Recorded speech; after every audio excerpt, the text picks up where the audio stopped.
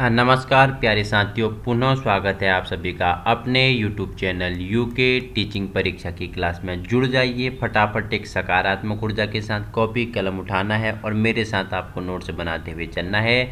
आगामी उत्तराखंड सहायक अध्यापक LT 2024 की दृष्टि से हम महत्वपूर्ण श्रृंखलाएँ चल रही हैं, जिसमें हमने कितना 95% सिलेबस कंप्लीट कर लिया। ठीक है, आज हम जानने वाले हैं शिक्षा के समाजशास्त्रीय आधार के बारे में परिचर्चा करने वाले हैं।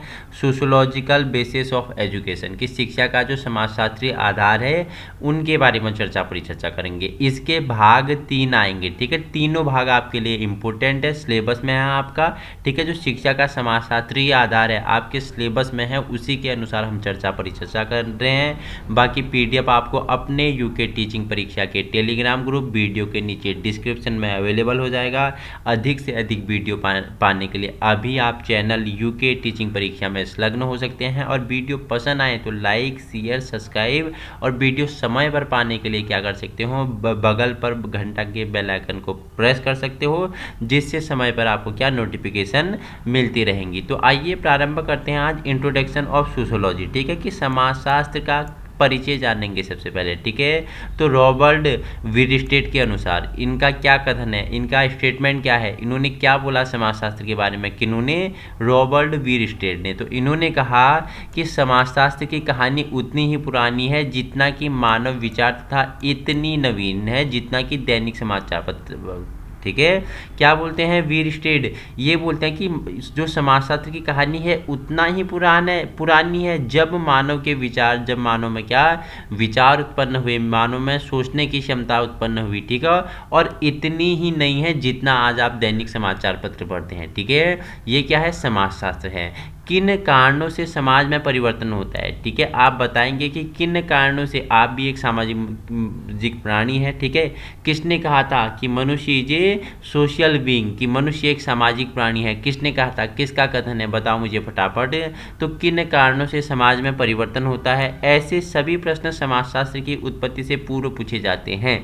ठीक है, इस कारण जिन विद्वानों ने सब बातों पर विचार किया उन सबको समाजशास्त्री कहा जाता है। ठीक है, जिन्होंने समाजशास्त्र के बारे में सोचा, उनसे संबंधित मुद्दों के बारे में परिचर्चा की। ठीक है, उनके बारे में परिवर्तन में उनकी कल्पना की, उन्हें ही क्या कहा जाता है, समाजशास्त्री कहा जाता है। ठीक है, आगे क्या है, परंतु ऑगस्टस कॉम्टे हैं। ठीक है, उन्होंने एक नवीन सामाजिक विज्ञान की कल्पना की और उसको सामाजिक भौतिक, ठीक है, का नाम दिया। इसे क्या, सामाजिक भौतिक का नाम दिया, जिसे उसने सन 1838 ईस्वी में बदलकर क्या कर दिया, समाजशास्त्र कर दिया। सोशोलॉजी का इसका नाम रख दिया गया। और इम्पोर्टेंट है, ऑगस्टस कॉम्टे ही को समाजशास्त्र का जनक कहा जाता है। आपसे पूछ लेगा समाजशास्त्र का जनक कौन है, तो ऑगस्टस कॉम्टे को ही क्या समाजशास्त्र का जनक कहा जाता है।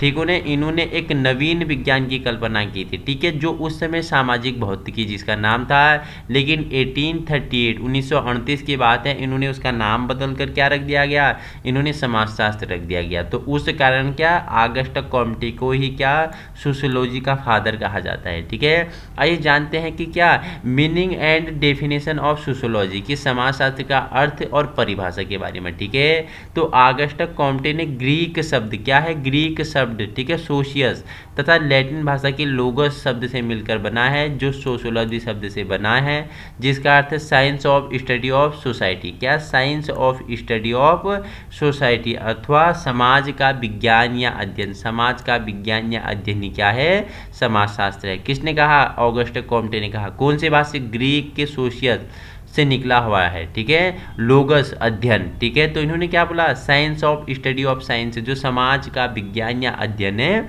वही समाजशास्त्र है। ठीक है, आइए परिभाषा जानते हैं। तो ऑगस्टस कॉम्टे, जिन्हें समाजशास्त्र का जिन्हें जनक कहा जाता है, इन्होंने बोला कि समाजशास्त्र सामाजिक व्यवस्था तथा सामाजिक प्रगति का विज्ञान है। क्या बोला, जो समाजशास्त्र है ये सामाजिक व्यवस्था तथा सामाजिक प्रगति का क्या है, विज्ञान है। किसने कहा, ये किसने कहा, ये ऑगस्टस कॉम्टे ने कहा। क्या बोला कि sociology is the science of social order and social progress. क्या है समाजशास्त्र? साइंस है, किसका है? ऑर्डर एंड सोशल प्रोग्रेस का है, सामाजिक व्यवस्था और प्रगति का ही क्या है? विज्ञान है सोशियोलॉजी। ठीक है, देखो इमाइल दुर्खिम के अनुसार, इमाइल दुर्खिम ने क्या बोला कि समाजशास्त्र सामूहिक प्रतिनिधित्व का विज्ञान है। किसने कहा? आपसे पूछ लेगा कि आपको 4 ऑप्शन देगा, निम्नलिखित में से किसका स्टेटमेंट है कि समाजशास्त्र सामूहिक प्रतिनिधित्व का कथन है? तो किसने कहा? ये किसने कहा? ये बताओ मुझे। ये कहा आपके इमाइल दुर्खिम ने कहा। ठीक है, मैक्स वेबर के अनुसार, मैक्स वेबर ने क्या बोला कि यह वह विज्ञान है जो सामाजिक क्रिया या निर्वचनात्मक बोध कराने का प्रयास करता है जिससे सामाजिक क्रिया की गतिविधि तथा परिणामों के कारण सहित व्याख्या की जा सकती है। और क्या इमाइल दुर्खिम ने शिक्षा को इन शब्दों में परिभाषित किया कि शिक्षा युवा संतति का सामाजिकरण है। क्या बोला कि जो क्या है? Education is the socialisation of the younger generation. की क्या है? जो शिक्षा है वो युवा संतति का क्या है? सामाजिकरण है। ठीक है, देखो शिक्षा तथा समाजशास्त्र, अब इन्होंने एजुकेशन एंड समाजशास्त्र के बारे में क्या बोला? शिक्षा तथा समाजशास्त्र का घनिष्ठ संबंध है, आपस में दोनों को क्या है? घनिष्ठ संबंध है, जैसा मेरा और मेरे पेन का क्या है? घनिष्ठ संबंध है। ठीक है, मैं क्या करता हूँ? पेन से आपको समझाता हूँ, लिखता हूँ, तो ऐसे ही क्या था? शिक्षा और समाजशास्त्र का घनिष्ठ संबंध है। इमाइल दुर्खिम ने क्या कहा? उन्होंने इस संबंध में स्पष्ट किया कि शिक्षा की प्रकृति अपने उद्गम तथा कार्यों की दृष्टितः मूलतः सामाजिक होती है, अतः अन्य विज्ञानों की अपेक्षा समाजशास्त्र से शिक्षा का स्पष्ट संबंध है। इससे स्पष्ट होता है कि समाज की भांति शिक्षा भी स्थिर नहीं होती है। शिक्षा और समाजशास्त्र के घनिष्ठ संबंध ने शिक्षा के सामाजिकरण या समाजशास्त्रीय आधार का विकास किया है। इस संबंध में शिक्षा के क्षेत्र में शैक्षिक समाजशास्त्र, एजुकेशन सोशियोलॉजी, शिक्षा का समाजशास्त्र द सोशियोलॉजी ऑफ एजुकेशन तथा शिक्षा के समाजशास्त्रीय आधार the sociological foundation of education को क्या हुआ? विकास हुआ। ठीक है, शिक्षा और समाजशास्त्र का संबंध, बात करूं सोशियोलॉजी ऑफ एजुकेशन के बारे में, तो शिक्षा समाजशास्त्र शिक्षा तथा समाज के बीच संबंधों का अध्ययन करता है। प्रायतः शिक्षा के सामाजिक आधार के लिए उक्त शब्दों का प्रयोग किया जाता है। पहला है शैक्षिक समाजशास्त्र का अध्ययन। सबसे पहले हम जानेंगे कि शैक्षिक समाजशास्त्र का अर्थ क्या है। ठीक है, कि मीनिंग ऑफ एजुकेशनल सोशियोलॉजी, तो शैक्षिक समाजशास्त्र व्यक्तियों की अंतःक्रियाओं तथा सांस्कृतिक वातावरण का अध्ययन है। क्या है शैक्षिक समाजशास्त्र?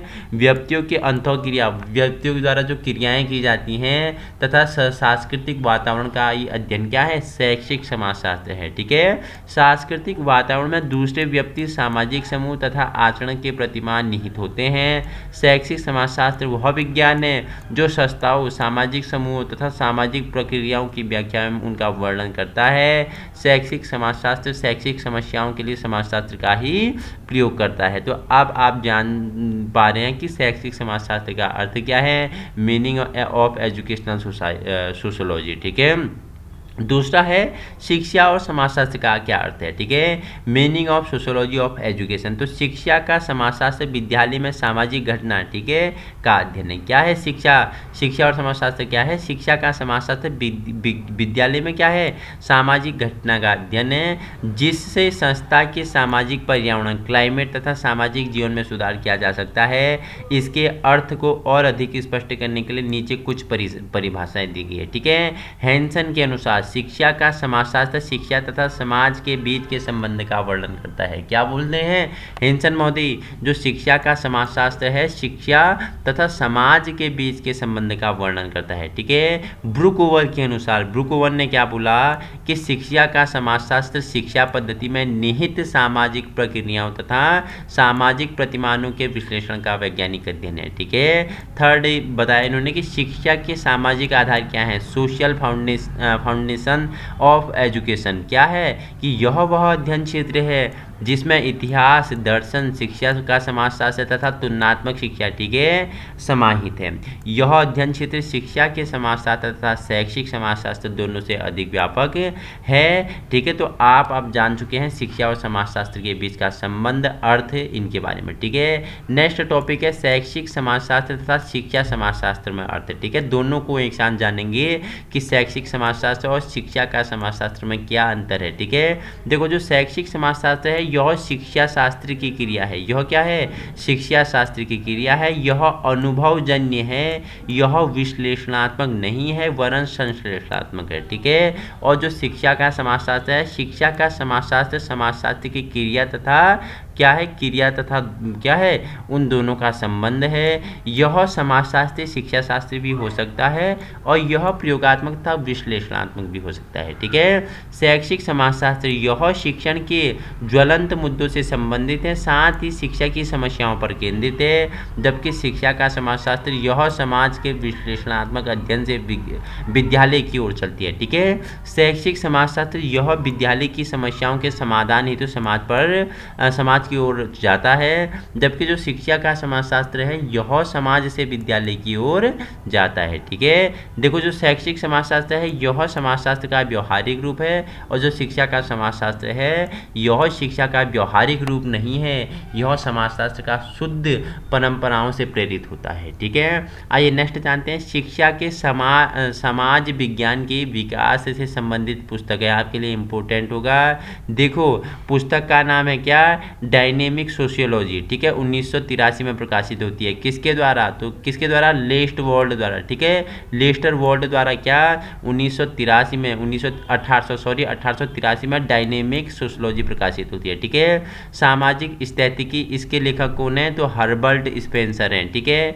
एजुकेशन एंड सोशियोलॉजी 1858 में प्रकाशित होती है। किसकी है?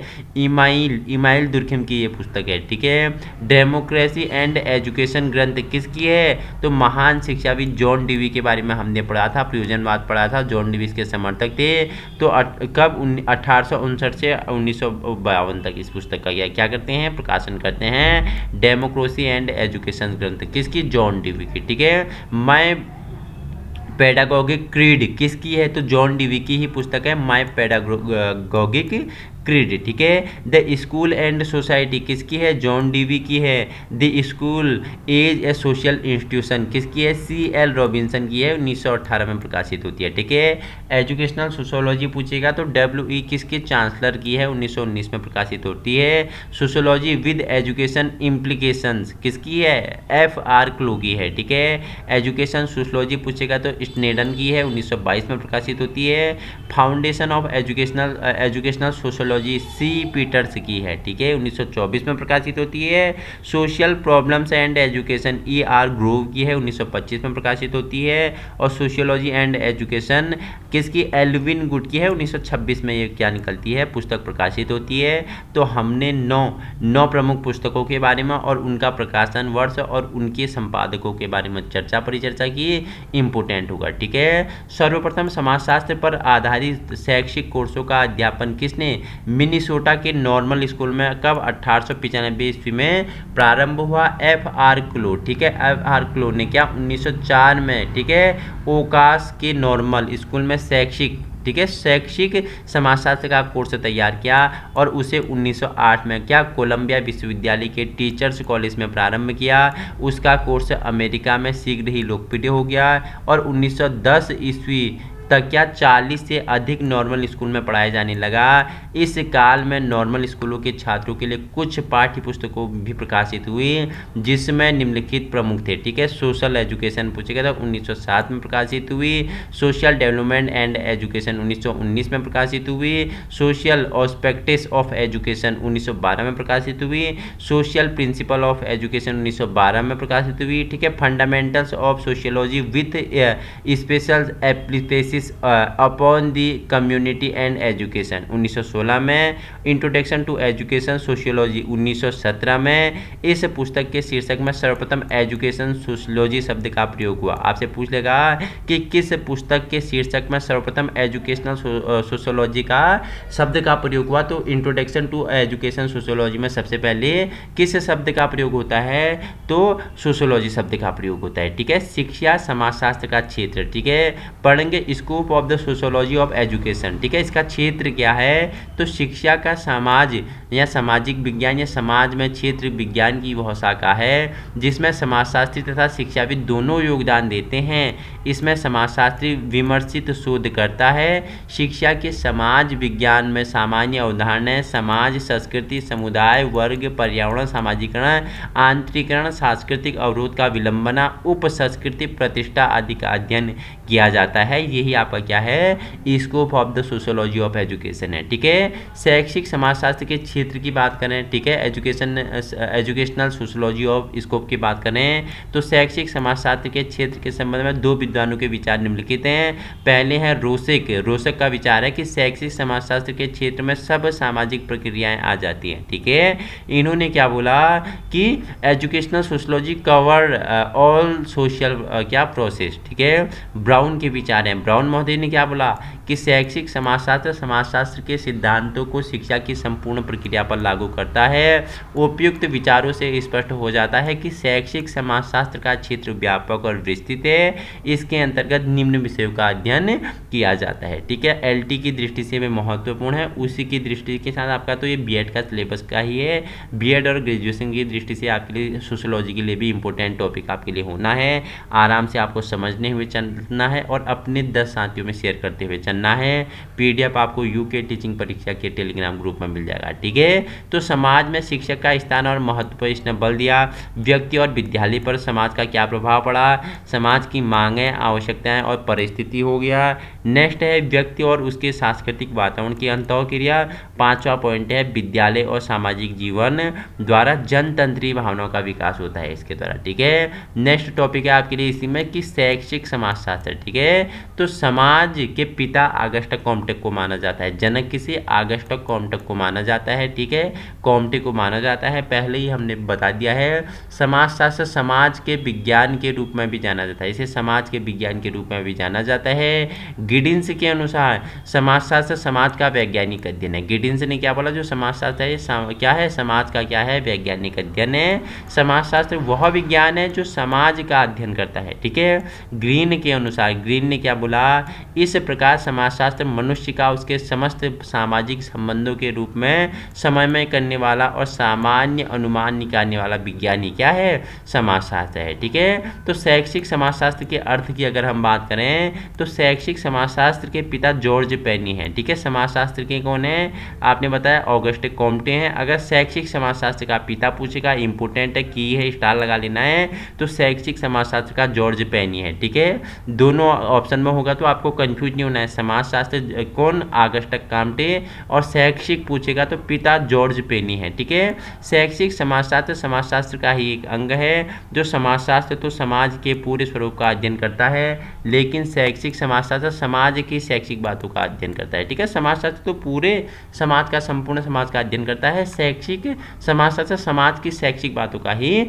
अध्ययन करता है। ठीक है, जॉन डीवी के अनुसार व्यक्ति द्वारा जाति की सामाजिक चेतना में भाग लेने से शिक्षा का पूर्व विकास होता है। ठीक है, ब्राउन ने क्या बोला, शिक्षा समाजशास्त्र तथा उसके सामाजिक तथा सांस्कृतिक वातावरण में जिसमें दूसरे व्यक्ति और समूह सामाजिक व्यवहार के नमूने होते हैं, व्यक्ति की प्रक्रिया का अध्ययन होता है, शैक्षिक समाजशास्त्र कहलाता है। ठीक है, वॉल्टन, विल्सन और कुक के अनुसार शैक्षिक व समाजशास्त्र विद्यालय के भीतर होने वाले सामाजिक आदान प्रदान तथा विद्यालय एवं समाज के बीच होने वाले आदान प्रदान का विश्लेषण ही क्या है, शैक्षिक समाजशास्त्र है। इस प्रकार हम कह सकते हैं कि शैक्षिक समाजशास्त्र समाज के सभी अंगों की मनुष्य के साथ होने वाले प्रक्रिया का अध्ययन करके शिक्षा में उसके महत्व पर प्रकाश डालता है। यही शैक्षिक समाजशास्त्र है। अगर चर्चा करेंगे शैक्षिक समाजशास्त्र के उद्देश्य उद्देश्यों की। तो पहला पॉइंट है समुदाय और विद्यालय की प्रगति के लिए अध्यापक और विद्यालय को प्रभावित करने वाले सामाजिक अभिकरणों का अध्ययन करना। दूसरा पॉइंट है सांस्कृतिक, आर्थिक और सामाजिक दृष्टिकोण को शिक्षा के संदर्भ में समझना। और तीसरा पॉइंट आता है पाठ्यक्रम का सामाजिकरण करना। ठीक है, ओटावे महोदय ने क्या बोला, इनके अनुसार शैक्षिक समाजशास्त्र का प्रारंभ इस दृष्टिकोण को अपनाकर होता है कि शिक्षा की एक प्रक्रिया है जो समाज में होता रहता है और इसका उद्देश्य और विधि उस समाज की प्रकृति पर निर्भर करती है जिसमें कि वह होती है। ठीक है, शैक्षिक समाजशास्त्र का क्षेत्र या विषय वस्तु की बात करूं तो सामाजिक क्रियाओं को शिक्षा कार्यक्रम और की ओर प्रभावित करना। ठीक है, दूसरा है सामाजिक विकास, नियंत्रण और अच्छे जीवन की ओर शिक्षा के लिए प्रयत्न करना। शिक्षा पर समाज के प्रभाव का अध्ययन और उसके उपयोगी बनाना। चौथा पॉइंट है क्या स्थानीय समुदायों और सूचना और मनोरंजन साधनों का अध्ययन करना। ठीक है, नेक्स्ट और अंतिम आपका टॉपिक है शैक्षिक समाजशास्त्र का शिक्षा के क्षेत्र में योगदान और शिक्षा का क्या प्रभाव पड़ा। पहला पॉइंट है शैक्षिक समाजशास्त्र का शिक्षा पर प्रभाव। दूसरा पॉइंट है शैक्षिक समाजशास्त्र का शिक्षा के क्षेत्र में निर्धारित करने में योगदान।